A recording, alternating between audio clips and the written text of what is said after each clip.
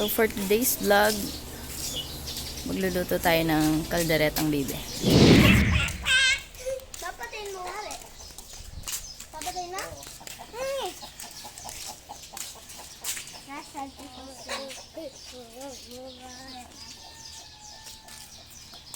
Naligo yan! Naligo! Papapaliguan mo. So may batang galit po.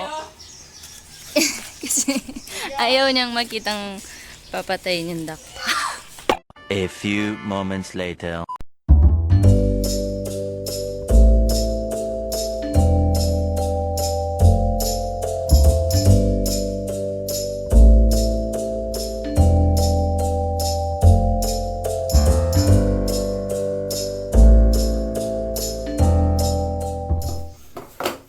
So guys, tapos nang ma-chop yung bibe. So, lalagyan na natin ng luya. Para matanggal yung lansa. And then, pakukuluin natin siya sa Sprite.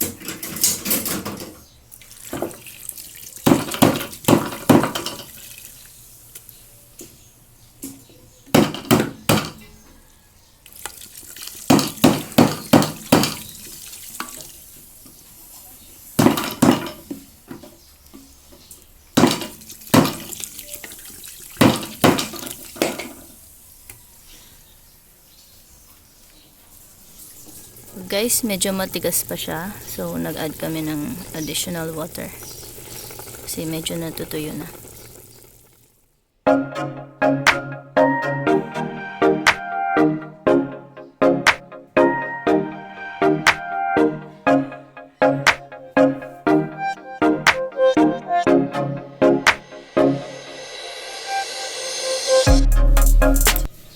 So, guys, habang pinapakulo natin yung bibe, i-ready ko na yung gulay. Ipa-pan fry na natin.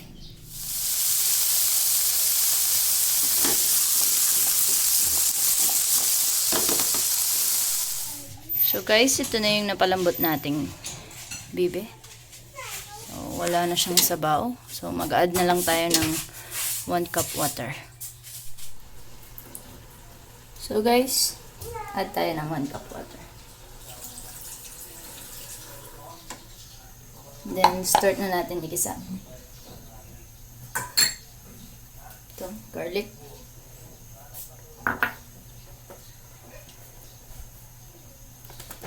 So, butter yung panggigisa ko.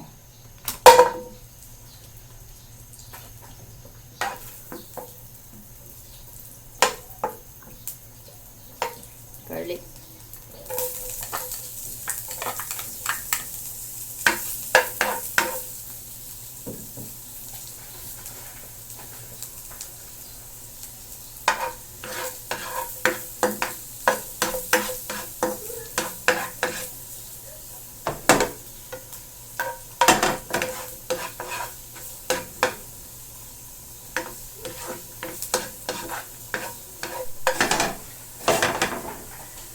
And then yung onion.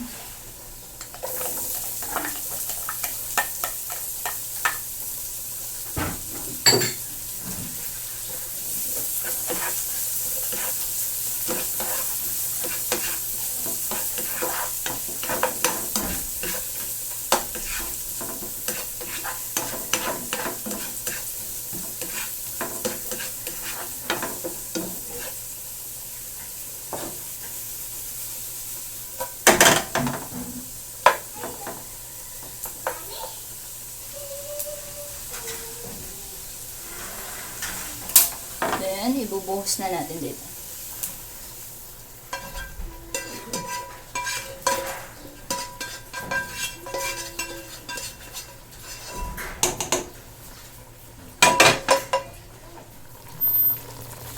So guys, titimplahan na natin siya.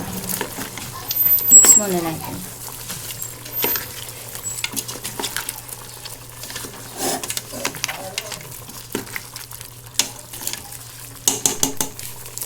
Add tayo ng pepper.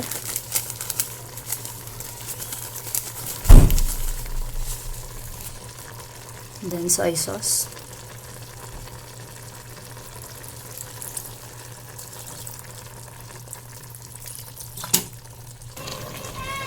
konting salt,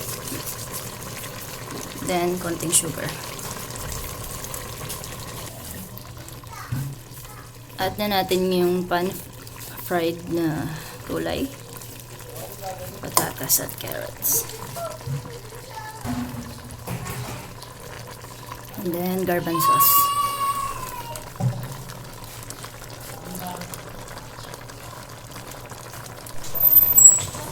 Then mix.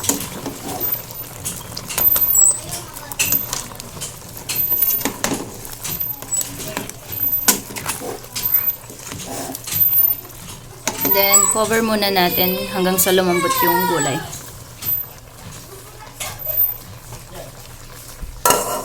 So add na natin tong tomato sauce.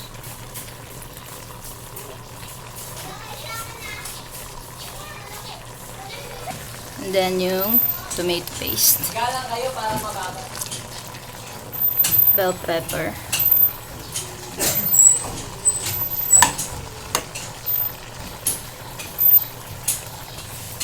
And then yung liver spread.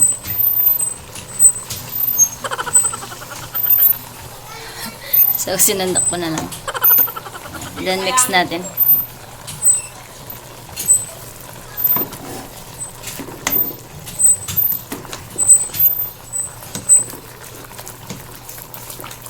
So durugin lang natin yung liver spread.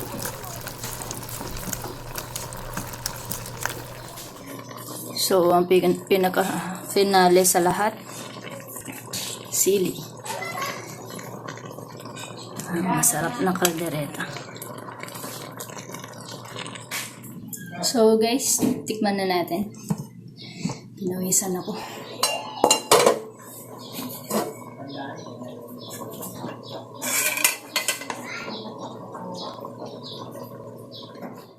So, tikman na natin. Grabe. Sama na. Sobrang init. Ano siya, guys?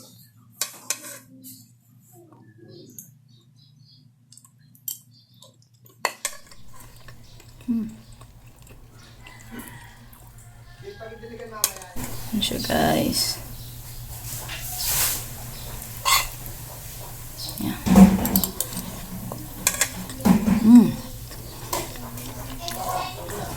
Sarap. Sobrang lambot.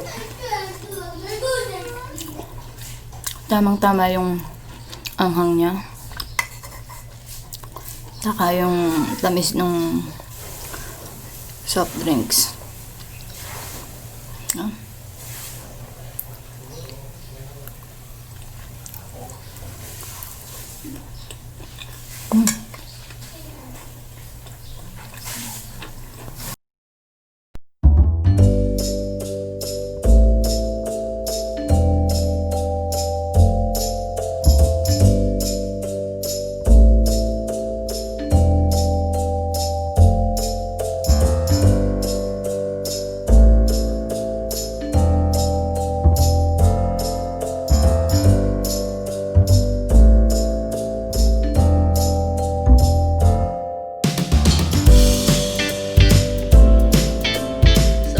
Thank you for watching. Hope you like my Kalderetang Bibe. So, sana nabusog kayo and natakam. And para sa mga susunod pang uploads, don't forget to like, subscribe, at hit the bell button sa baba. And God bless, guys. Bye.